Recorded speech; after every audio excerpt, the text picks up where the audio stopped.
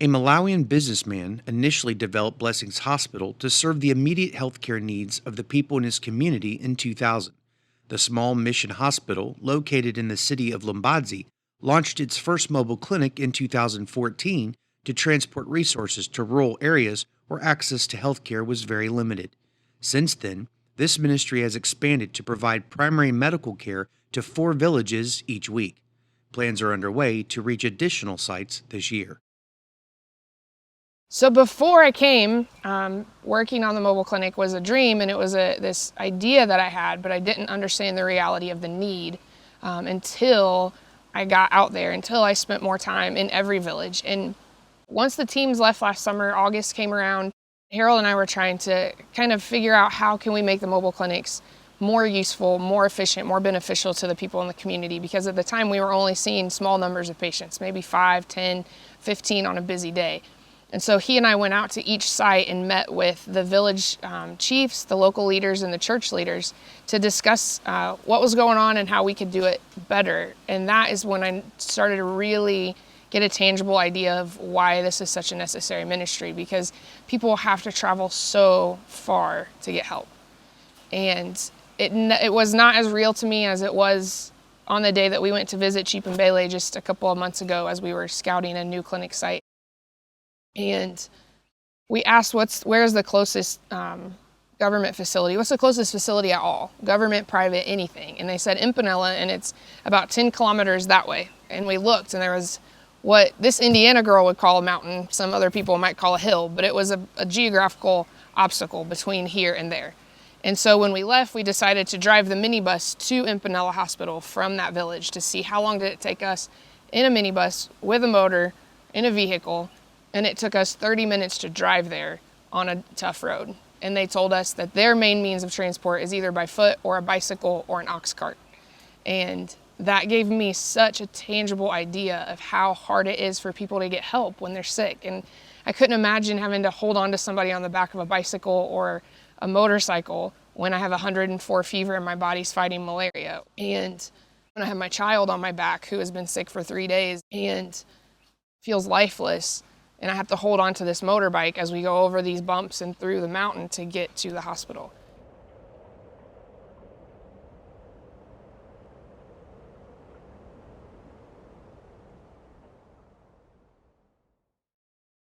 In October of 2018, this man was brought into the clinic at Chadza, lifeless on the back of an ox cart. 2 friends carried him into the building, one gripping him by his arms and the other by his feet. He had lost consciousness after coming down with a serious fever. He tested negative for malaria, so the clinicians transported him 30 minutes by ambulance to the hospital in Doha for further testing, a trip he insists would have taken several hours, even by ox cart. This hospital is so good when it is coming here in Chadza. And when I umepeza thandizo limeneno adakhaura apite kudowa adakatenga ntunda kuti akula apeze thandizo mwachangu. Some people get assisted within the with this hospital, taking the different distance from here to Doha. It's so long. Mm-hmm. Yeah, ndiye kwakwambiri sitingopempha kuti ino ngati pali mathandizo ena nditutumizane kuti ino anthu ena azipeza thandizo mwachangu asanakafike kudowa. For his plea, he's begging that when you can have more assistance, you can bring them, so that more people should be saving their life before they go to Doha. Chimene chimafura kwathu kuno nchakuti ino chipatala zili kutali kwambiri. What is the problem in this community is the hospital, because the hospital are so far from here.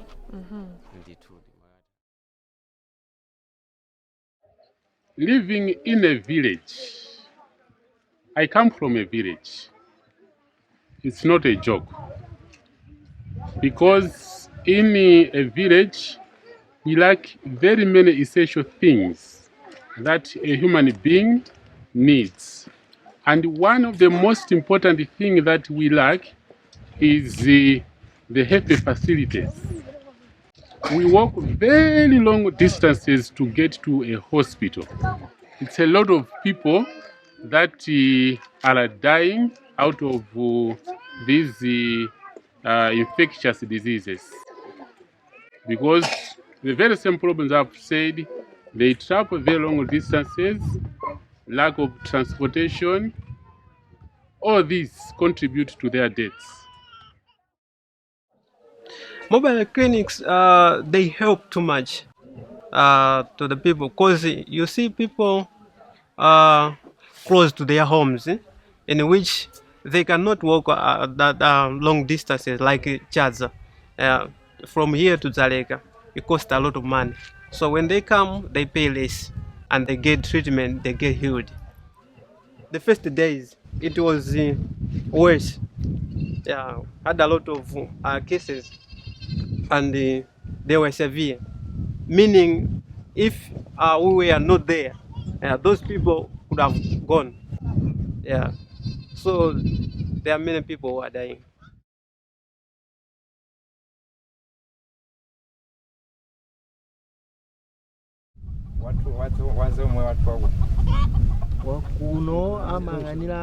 The Afumu, or chiefs, representing between 3,000 and 5,000 people from more than 20 villages, gathered in Chamwala to discuss the importance of the mobile clinic to their community. They told us that without the now weekly visits, the sick would have to travel more than 2 hours by foot at a distance of up to 8 kilometers to reach the nearest government health facility in Zaleka. Unfortunately, many government and private facilities alike can suffer from seemingly inexhaustible lines, and it's not uncommon for individuals to spend the night outside hospitals or make repeat visits before they are seen by a healthcare professional. In addition, the location may have little or no medication in stock, creating further complications for the sick. For more severe cases, including surgeries, individuals are often referred to hospitals in the capital city of Lilongwe, where these same issues may occur. Patients can wait days, weeks, or longer before they finally receive treatment or the surgery is carried out. Even though government health care is free, transportation is not. It typically costs more than 2,000 kwacha, or nearly a week's wages, for a round-trip visit to Lilongwe. Many people end up selling their livestock just to cover this expense. The mobile clinic represents a remarkable alternative, so much so that several patients bypass established healthcare facilities because of the trust, reliability, and value it provides. What we learned through some conversations over the last couple of weeks is there are people who are traveling great distances, up to 6 kilometers, which is further than what it might be to go to another facility, because they know the people, because we go every week without fail. This last winter, Chibwe went to Kisitu on Christmas Day because we want to make sure they know we're showing up every week, no matter what the day is. That will be there and they can count on it. And so that has over time established trust that these clinicians will be here and they're going to have what we need. We had some discussions both with the local leadership and the hospital and then the Chikondi board about what a reasonable price might be, and tried to look at some other mobile clinics that happen around the world and how they structure their prices and try to average it out to what would be like the average income for a day in a rural place. And so we settled on the rounded out number of 500 kwacha. There's a 500 kwacha note, so truly you could just come with a 500 kwacha bill in your hand, which is about, if you round up a little bit, is 70 cents. And for that price, they come and they see the clinical officer and they receive whatever medication they need. So if it's as simple as Tylenol for some arthritis pain, then they get their Tylenol. If it is as significant as a child with pneumonia and they need a couple of injections of antibiotics and then also an oral antibiotic and then also the Tylenol, all of that is covered for the same price. Since implementing that, it was 1 week after each village had that price change that things started to explode. One of the most specific things that the mobile clinic has brought to these people is joy out of the healing work that the mobile clinic is doing. Because when you see people, when you ask them, when you talk to them, everybody is happy, very, very happy. And that happiness is a thing that can be expressed even by the little kids that are surrounding us. This is the joy that is being expressed in them, because they feel that if we see this ambulance coming our healing is come too. When I arrived in Malawi a little over a year ago, we were traveling to 3 mobile clinic sites a week. And before I left, and from the time I got here, one of the goals of Chikondi Health Foundation and Sarah Walker Foundation and Blessings Hospital was to expand the mobile clinic ministry to at least 4, maybe 5 clinics with the existing supplies that we had. The ambulance, the clinician, all of the funding we already had could be extended to serve at least 1 more clinic. And we decided 4 would be better than 5 just from a logistical standpoint. So that's why we only go 4 days a week, is because we have to have time to make sure we're prepared for the next week. It was made very clear to both Harold and I, not even in just numbers, like Chipembele happened to have less resources and a greater distance from the closest facility than the other village did. But it wasn't even just the numbers more confirmed the sense that we had in our spirit, that we felt like God was saying, this place needs you now. And the first day we went, there were 80 people waiting when Harold and the mobile clinic arrived, and they saw 143 patients. And up to that point, the most patients we had ever seen at a mobile clinic was 119. Mid-June, I went out to Chipembele with some visiting nursing students, and Samuel by himself saw 192 patients. And then next week brought 205 people. And not people who just came because they heard there was a mobile clinic and they wanted to come see what was going on. I mean, people were sick. On the first day, we saw 142. 3/4 were malaria cases, and 20 to 40% could have died.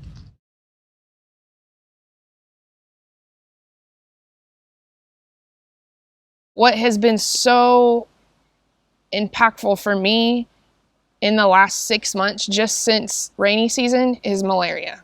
And I would be the first to admit that I underestimated it for a very long time. It seemed like something, you give the medicine and it's okay.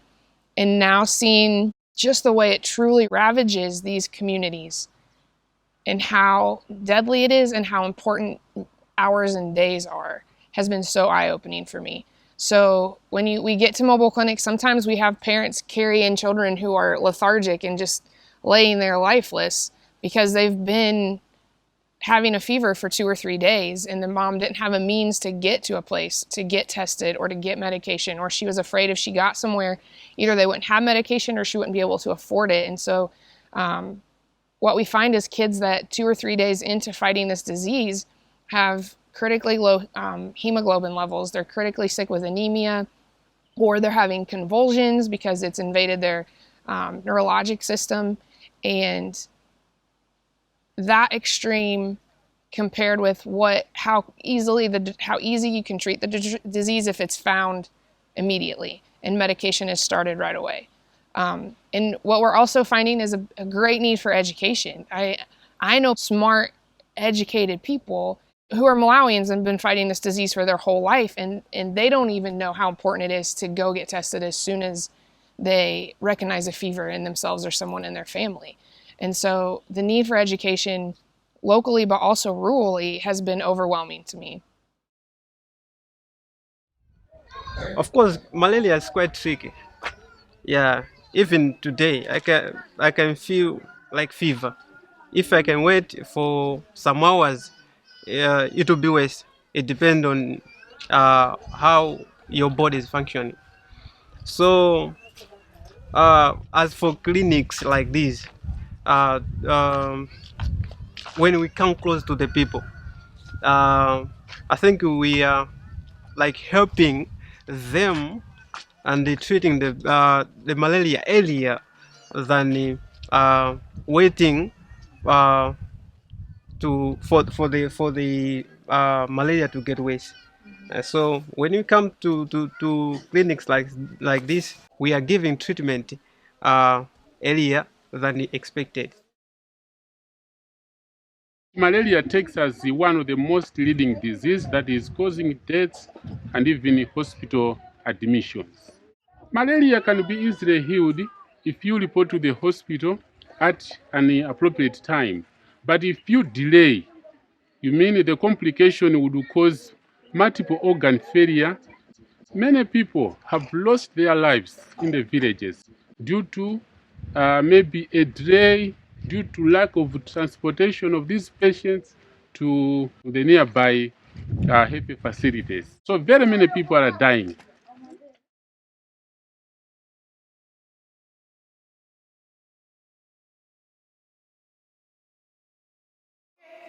Last week, I was suffering malaria. And now look at you, Pavu. Yeah. Uh-huh. Now power. Yeah. I'm working very well. That's great. So an example of how critically sick patients can become from complications of malaria and severe anemia, we had a young child about 1.5 years old just a couple of weeks ago at Chippendale, our newest mobile clinic. And when I arrived on the site, the clinical officer who was seeing patients at the time said, I have 2 patients who have severe anemia. One of them could wait and go when we finish the day, but one of them is critically sick and needs to go right now. And so we had to make a difficult decision because we are over an hour away from Blessings, but we're 30 minutes away from a facility that's very close. And so we decided, with the critical nature of the situation, to put her in the ambulance and take her to the closest facility. I saw that this child, 1 year 6 months, who came with chronic anemia. Unfortunately, we lost her, but she was very sick. By the time when she was coming to the clinic, the condition was worse. So we took her to Mponela, where she was helped, but she needed blood. Unfortunately, we lost her because the hospital didn't have blood. The scary and the hard part of that is, even if we had been able to get her to Blessings, if we didn't have blood on hand, finding a donor and going through the whole process and getting the blood and then getting it in the patient sometimes still takes a lot more time than we need it to take. And we lost another patient one night while the donor was in the room donating blood. We came back from the donation room and found that the child had passed because we couldn't get it done in time. And that's something that, as a nurse in America, I never even considered as a thing. You know, they order blood and we call the blood bank and they send it over, and 10 or 15 minutes it's there and you start it. And just seeing this world where it's hard to come by and it's hard to find, whether you're at a government facility or a private facility. It's not a given on any day that there's going to be blood available when you need it, as you need it.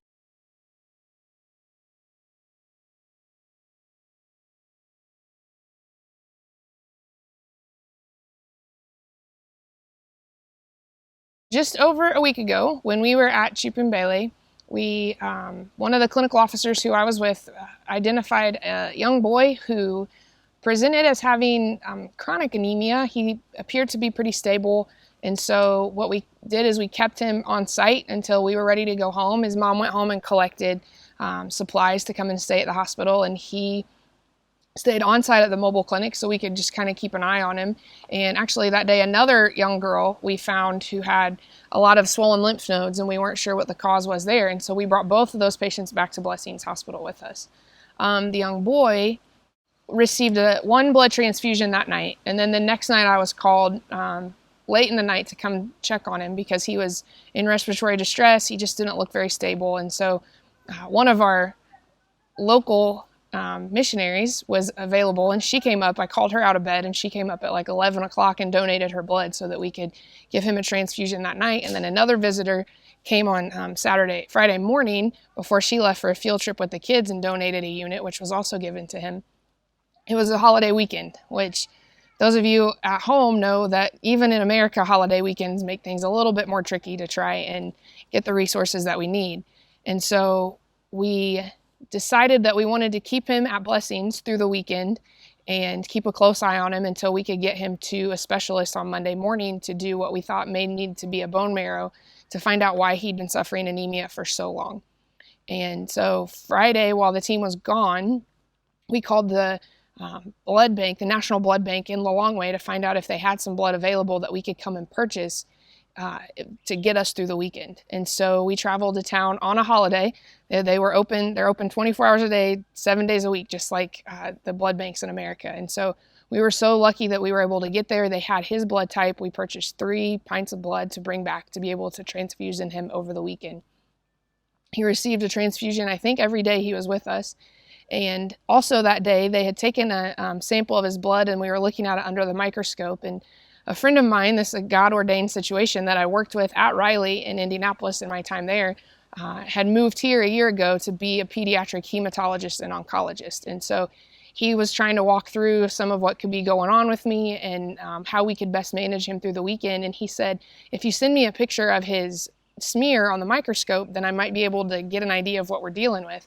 And so I didn't know if I could do it with my phone, but we took my phone in there and kind of finagled it through the lens, and were able to get a pretty clear picture of what his blood looked like under the microscope, and I sent it to him. And he helped kind of guide and direct us through the weekend. And then Monday morning, another obstacle that I never considered before is we didn't have portable oxygen. We have oxygen that requires electricity, and this sweet boy had been on oxygen all weekend because he was so anemic. And so we had made a lot of plans ahead of time about how this transport was going to happen, how quickly it could happen. And Chibwe was his typical ninja driver self and got us from the door of Blessings Hospital to the door of Kamuzu Central Hospital, the main government hospital in the capital city, in about 30 minutes in morning traffic, which was a miracle in and of itself. And we got him inside and got him hooked up to oxygen, and he was stable. God sustained him through that whole transport, and he did very well. Yesterday, they got a definite diagnosis for him of acute myeloid leukemia, or AML. It's a difficult leukemia in America to manage, especially in a boy his age, and it will be difficult to do here, but the piece I have found is that if the mobile clinic wasn't there, he wouldn't have had any. I don't know what his options would have been. I can't say that he wouldn't have had a chance, because his parents very well could have saved up some money or tried to gather money from friends and family to get him to the government hospital, but it would have been a huge challenge for them to try and pay for transport to get from where they live all the way to the center of town. And so I don't know what his options would have been, but what I know now is that because healthcare in this country is free, because we were able to get him from his village to that facility, he's going to receive chemotherapy. And even if the chance of survival is small against this disease and against this monster, it's a chance that I don't know that would have been there if we hadn't been able to take him to the facility. And that, I think, is such a great example of the power of what Mobile Clinic can do.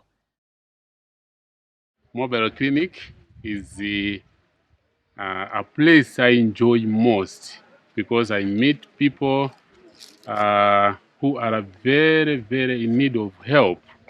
And when we are helping them, we make sure that we identify the specific problems that these people have. I like the interaction with the people.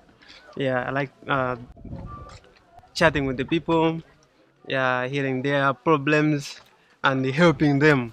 I like to see people going home, get healed. Yeah, so it encourages me, and I feel good. I think we need to do more, because it's the busiest clinic ever. Yeah, so we are seeing a lot of people. So we need a lot of support.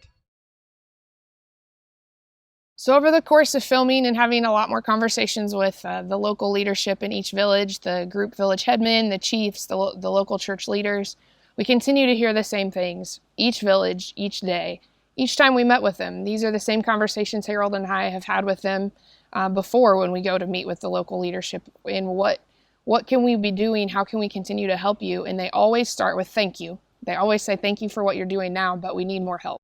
Their fear is, we're in Kasitu on Monday, and then Tuesday morning, one of the children in their village develops malaria. And then they have to decide, do we take a chance and wait till Mobile Clinic comes back on Monday, or do we try to find the money to go to another facility and seek treatment? And so their plea every time we talk to them is, please come more days. Please come more days. And what I try to tell each of them is, yes, you're right. You're absolutely right.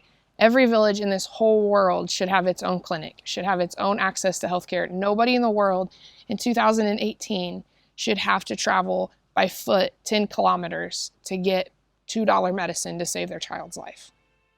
That's an injustice that that we don't have the resources to fix. But they're right. They need more help, and they shouldn't have to wait a week. They shouldn't have to walk 10 kilometers. They shouldn't have to do any of the things they're having to do to stay alive or to keep their children alive. And so what we hope moving forward as we strategize launching a second unit, as we strategize what the future looks like for Mobile Clinic, we have two goals. We want to help more villages. We want to bring access to villages that have no access. And that's what I try to tell the local leadership is right now with the resources we have, if we go to any site 2 days a week, then that means somebody doesn't get any help any days a week. So what we hope is in the future, not only can we start accessing more villages, but maybe we can start accessing the same villages twice in a week, so that then they're only having 3 or 4 days in between visits. All of those things are beyond the resources that I have in my hands, that my finite, tiny little mind can fathom how it exists or how it works. But I know God is bigger, and I know that He has a heart for these people, because I've seen it at work. I've seen many miracles happening here day in and day out, and I know He's in this place, and I know He's doing work. And our desire is to be able to help more people more often in the name of Jesus. They get a prescription of Tylenol isn't just relief from their arthritis, or when they get a prescription of malaria medication isn't just relief from malaria, but is just a taste of what Jesus has to offer for them, is a taste of what His love and His compassion can give to them. Because the motivation for every person on that mobile clinic, Chibwe, Samuel, Raf, myself, Nyondo, everyone is there because Jesus has pricked our heart to love His people the way that He does. And so our hope going forward is that we can take that message and those medications to more people on more days.